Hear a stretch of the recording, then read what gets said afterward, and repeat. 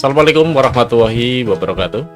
Sobat RSSP dimanapun Anda berada, selamat bertemu kembali dengan saya Bian Kadolucul dan podcastnya RSSP Sragen. Para pemirsa, tanggal 1 Desember kemarin telah dicanangkan sebagai Hari HIV/AIDS Sedunia. Dan beberapa catatan tentang HIV/AIDS di Kabupaten Sragen tentunya ini cukup mengkhawatirkan juga dan perlu mendapatkan perhatian dari kita semua tentunya. Jadi tercatat di akhir Oktober 2025 kemarin terdapat sejumlah kasus 174 pasien.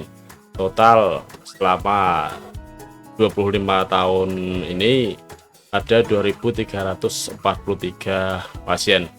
LSL juga sejumlah 4.000 pasien. Ironisnya adalah penyakit ini diderita oleh anak. Nah, ini perlu sangat-sangat mendapatkan perhatian dari kita semua. Dan kebetulan pada siang ini hadir beliau Ibu Dr. Putri Nila Santi, spesialis anak. Selamat siang Bu Dokter. Selamat siang Pak. Tentunya untuk hari ini kita akan berbicara masalah HIV/AIDS pada anak tentunya Bu ya. Sebenarnya perlu pemirsa ketahui, ini saya akan tanya kepada Bu Dokter, sebenarnya untuk HIV atau AIDS itu sendiri itu apa gitu ya? Baik, terima kasih pertanyaannya. Salam sehat sahabat RSSP ya. Jadi dalam rangka memperingati Hari AIDS Sedunia ya 1 Desember. Yeah. Jadi kita ini momentum yang tepat untuk kita lebih mengenal apa itu HIV. Jadi HIV itu sendiri merupakan singkatan dari Human Immunodeficiency Virus. Jadi virus yang menyebabkan atau menyerang ya dari sistem kekebalan tubuh manusia, sama sel CD4 namanya. Nah, pada orang yang terkena HIV itu sendiri yang menyebabkan suatu gejala atau dia timbul suatu penyakit ya sampai dengan yang berat ya, gejala yang berat itu disebut AIDS, Acquired Immunodeficiency Syndrome. Jadi kumpulan gejala akibat dari penurunan sistem kekebalan tubuh itu sendiri. Bagaimana HIV ini bisa ditularkan? Apakah sama penularan di anak dengan orang dewasa? Apakah sama itu? Ya, baik, terima kasih pertanyaannya Pak ya. Jadi memang banyak yang belum memahami secara umum penularan dari HIV itu sendiri. Yang jelas dari hubungan seksual ya, yang hubungan seks yang tidak aman, kemudian transfusi, kemudian pemakaian jarum suntik biasanya pada pengguna narkotika ya, pemakaian suntik secara bergantian seperti itu. Nah itu yang secara umum itu ya, penyebab secara umum. Nah kalau pada anak sendiri uniknya lebih besar ya, lebih dari 10%, 90% itu ditularkan oleh dari ibu, secara vertikal dari ibu ke anaknya. Lebih dari 90% anak didapatkan dari ibu, dimana penularannya sendiri bisa saat dalam kehamilan ya, kemudian saat persalinan 10-20%, kemudian setelah persalinan dari mungkin ASI itu juga masih ada 5-20% penularannya, tergantung dari durasi menyusuinya. Begini Bu Dokter, bagaimanakah ciri-ciri dari seorang anak ini jika sudah terinfeksi HIV itu? Terima kasih. Dari seorang anak ya yang terkena infeksi HIV itu pada saat awal terdeteksi kemungkinan sih masih seperti anak-anak pada umumnya ya, masih belum menimbulkan suatu gejala yang khas. Belum tentu. Ada gangguan itu. Belum ada gangguan. Nah, pada saat sistem kekebalan tubuhnya yang sudah melemah, jadi sel CD4-nya yang sudah turun, kemudian viral load-nya bertambah, nah itu tadi bisa menimbulkan infeksi atau penyakit-penyakit yang gampang sekali gitu diderita oleh sang anak. Jadi dengan seiring waktu dia bisa jatuh kepada infeksi yang berat dan berulang seperti itu, dan juga bisa juga didapatkan gangguan tumbuh kembang gitu. Jadi tergantung dari viral load sendiri, kadar virus di dalam darahnya, dan juga sistem kekebalan tubuhnya. Kalau memang sudah rendah, dia ciri-cirinya dia banyak sekali infeksi yang didapat ke paru-paru ya, pneumonia, diare, kemudian berat badannya juga tidak bisa naik, sampai dengan gizi buruk. Seperti itu. Jadi seorang anak yang sudah terinfeksi HIV ini, apakah itu nanti juga bisa tumbuh dan berkembang secara normal atau enggak tuh, Dok? Baik. Jadi banyak ya yang ibu-ibu juga tanya, duh anak saya nanti gimana gitu, betul. Iya.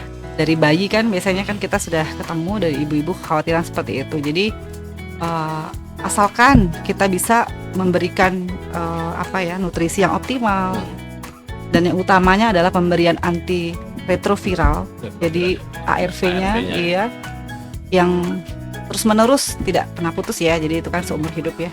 Jadi itu pemberian ARV yang terus-menerus, kemudian nutrisi yang optimal, kemudian kita juga bisa memberikan imunisasi dan pemantauan tumbuh kembang, ya insya Allah sih bisa tumbuh kembangnya juga optimal seperti anak-anak yang lain. Berkaitan dengan pencanangan tanggal 1 Desember sebagai Hari HIV/AIDS dunia, Dok. Tentunya kita juga mestinya ada beberapa hal yang harus dilakukan supaya anak-anak ini sebagai generasi penerus bangsa tidak terjangkit kasus ini gitu, Dok. Betul. Nah, caranya bagaimana dia? Ya. Jadi memang kita harus galakkan berarti pencegahan ya Pak. Tentunya itu sangat penting sekali pencegahan, karena bagaimanapun kalau sudah terinfeksi kan harus minum obat terus-menerus seumur hidup ya. Jadi kita memang harus galakkan pencegahan. Jadi pada anak, HIV pada anak sendiri sangat bisa dicegah ya. Diawali dari tadi kan kita sudah ketahui bahwa penularan HIV pada anak itu lebih dari 90% dari ibunya ya. Sehingga pencegahan HIV pada anak berarti dimulai dari saat ibunya hamil. Saat ibunya hamil itu tentunya dengan melakukan screening. Sekarang sudah ada program pemerintah screening untuk triple eliminasi. Jadi ada HIV, sifilis maupun hepatitis B. Ya, jadi 3 itu kalau ibu hamil itu ke Vaskes 1 atau puskesmas sudah pasti di screening 3 itu. Sehingga screening pada ibu hamil diharapkan kalau misalnya memang sudah terdeteksi dari saat kehamilan, itu ibu bisa diberikan antiretroviral. Jadi sudah diberikan pengobatan ARV sejak dalam masa kehamilan, sehingga harapannya nanti menurunkan angka viral load di dalam tubuh ibu itu sendiri. Kekebalan tubuh ibu juga baik, sehingga untuk penularan ke bayinya diminimalisir seperti itu. Itu yang pencegahan yang pertama ya.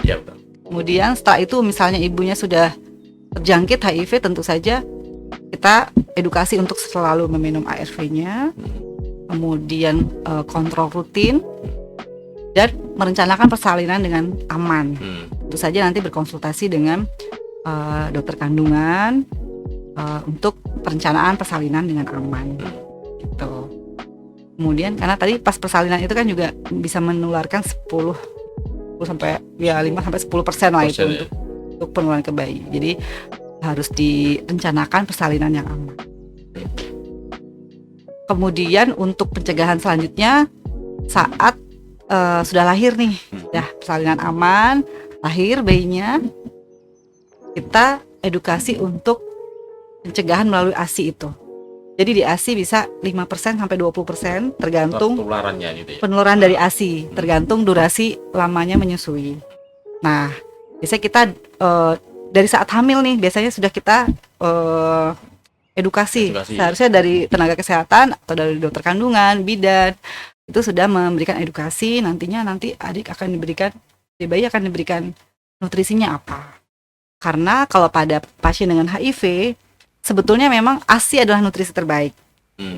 Namun perlu diketahui, pemberian ASI tidak boleh dicampur susu formula, harus betul-betul eksklusif tanpa kecuali. Syarat-syaratnya juga harus patuh, kemudian didampingi oleh konselor laktasi, mungkin konsultasi. Kemudian syarat-syaratnya ada lagi, biasanya diperah, kemudian di pasteurisasi, seperti itu. Nah, kalau dari kita sendiri, karena di ASI itu sendiri ada ya virusnya, Betul. jadi memang disarankan untuk pemberian selain ASI susu formula, namun dengan syarat tertentu. Kalau memang tidak memungkinkan ASI eksklusif yang benar-benar eksklusif, karena kalau di mix tidak boleh mempertinggi angka penularan. Dengan demikian untuk pengemasan tentang susu formulanya itu tadi seperti apa tuh? Nah, baik, jadi edukasi ke orang tua untuk pemberian susu formula, karena kan benar-benar pengganti ASI, sehingga harus diformulasikan yang memenuhi syarat pemberian susu formula pada pasien dengan HIV itu dengan memenuhi, kita ada singkatannya AFAS.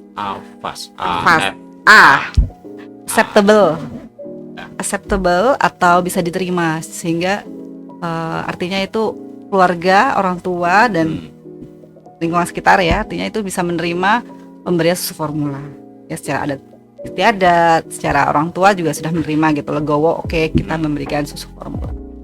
Kemudian yang kedua adalah visible itu mampu laksana ya, jadi mampu laksana itu ibunya ataupun ayahnya dan anggota keluarga lain itu mampu menyiapkan susu formula dengan baik, karena kan harus higienis ya. Jangan sampai dotnya, cara penyajiannya kurang baik, penyajiannya, airnya juga kan harus diperhatikan gitu ya, jadi mampu laksana. Kemudian yang AFAS, affordable itu maksudnya adalah terjangkau. Karena susu formula itu kan lumayan ya. Kalau dibanding ASI kan, ASI itu adalah air susu yang murah meriah, gratis ya. Betul ya. Jelas gratisnya itu ya. Ya gratis dan segalanya ya. Sangat baik sekali.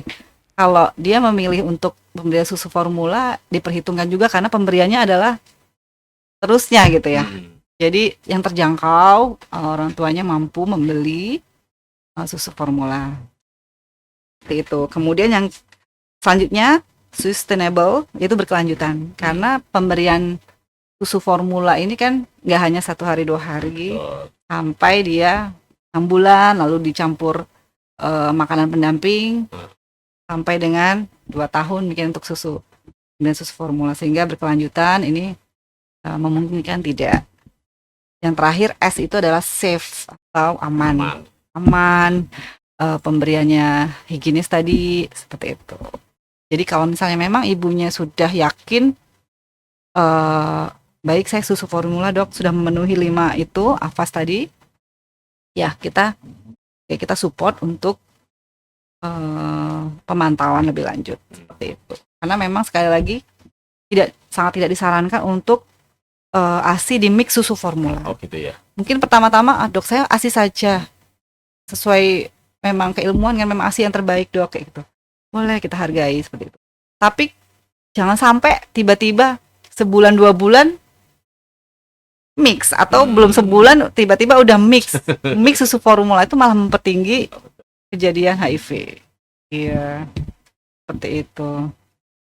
Selain dengan susu formula ini, apakah si anak ini yang mungkin dicurigai terjangkit HIV ini perlu ada vitamin khusus atau ada makanan khususnya enggak? Baik, untuk anak dengan HIV, betul. Iya. Sebenarnya untuk vitamin atau suplementasi khusus itu tidak ada. Jadi yang penting ditekankan adalah pemberian ARV yang seumur hidup tanpa terputus tadi ya, itu yang utamanya, pemberian ARV. Kemudian vitamin ataupun suplementasi ya seperti vitamin A atau zat besi, suplementasi seperti anak-anak yang lain bisa diberikan sesuai, sama aja seperti anak yang lain. Baik dokter, terima kasih. Dari beberapa hal yang telah disampaikan tadi, bagaimana kaitan dengan masalah imunisasi terhadap anak ini? Apakah ada imunisasi khusus supaya tidak terjangkit HIV itu? Oh ya, kalau untuk pencegahan HIV sendiri tidak ada ya. Vaksin untuk mencegah HIV tidak ada. Tidak ada. Tapi imunisasi pada bayi dan anak pada pasien HIV itu sebetulnya untuk imunisasi dasar itu bisa diberikan. sama seperti anak yang sehat yang bukan HIV ya. Namun perlu diperhatikan beberapa vaksin yang hidup. Kan vaksin ada 2 ya, vaksin itu dari virus yang mati atau virus hidup yang dilemahkan. Sehingga pada pasien dengan HIV ya, sistem kekebalan tubuhnya kan menurun. Jadi kita harus lebih perhatian khusus untuk pemberian imunisasi yang isinya adalah vaksin hidup. Ya, seperti BCG, kemudian polio tetes, campak ya. Jadi sebetulnya pada dasarnya kalau bayinya sehat, terpantau viral load ataupun CD4 itu sel kekebalan tubuhnya, kalau dia bagus sebetulnya bisa dengan beberapa dasar itu bisa mengatakan boleh diberikan. Namun untuk BCG ya, terutama BCG ataupun yang polio hidup, polio tetes sama dengan campak tadi MR, itu perlu perhatian. Kalau memang tidak yakin anak atau bayinya dalam kondisi yang bugar atau CD4-nya kok ya rendah atau tidak bisa diperiksa, namun kelihatan anaknya kurang bugar ya, bayinya mungkin bisa ditunda untuk BCG, polio tetes dan campak. Oke dokter, terima kasih untuk pembicaraan kita pada siang ini. Barangkali sebagai penghujung pembicaraan ini ada hal-hal yang mungkin bisa digarisbawahi teruntuk pemirsa semuanya. Oke.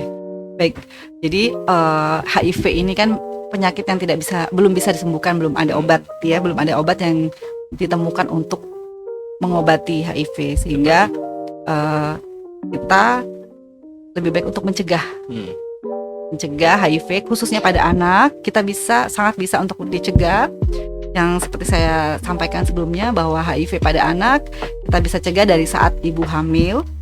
Screening tadi HIV, sifilis dan hepatitis B. Ya, kemudian memang kalau ibu sudah terdiagnosis HIV, minumlah ARV secara teratur, ya, rutin. Kemudian rencanakan persalinan dengan aman. Kemudian untuk nutrisi bayinya setelah lahir nanti dikonsultasikan pemberian ASI ataupun susu formula dengan syarat tersebut. Kemudian satu lagi, kalau untuk bayi sudah lahir, selain pemberian nutrisi, kita juga perhatikan, tadi saya agak kekurang profilaksis. Jadi ada obat khusus. Kalau bayi dari ibu yang HIV ada obat khusus namanya profilaksis. Kita berikan selama 6 minggu sambil bayi itu diperiksa juga. Begitu ya? Ya, PCR HIV-nya kita pantau, kemudian antibodi HIV juga kita pantau sambil kita berikan profilaksis untuk mencegah infeksi juga pada bayi. Jadi mudah-mudahan dengan pencegahan yang sudah kita lakukan, kita bisa menurunkan insidensi penularan atau kejadian infeksi sampai dengan di bawah 2%. Oke, terima kasih dokter atas pembicaraan kita pada siang hari ini. Tentunya dengan pembicaraan ini bisa membuka wawasan dan memberikan inspirasi pada kita semua untuk selalu berperilaku hidup. Ya, dan para pemirsa RSSB dimanapun Anda berada, sampai ketemu podcastnya RSSB dengan materi-materi yang lain. Rumah Sakit Dr. Suhadi Priyonugroho Sragen Baktiku untukmu.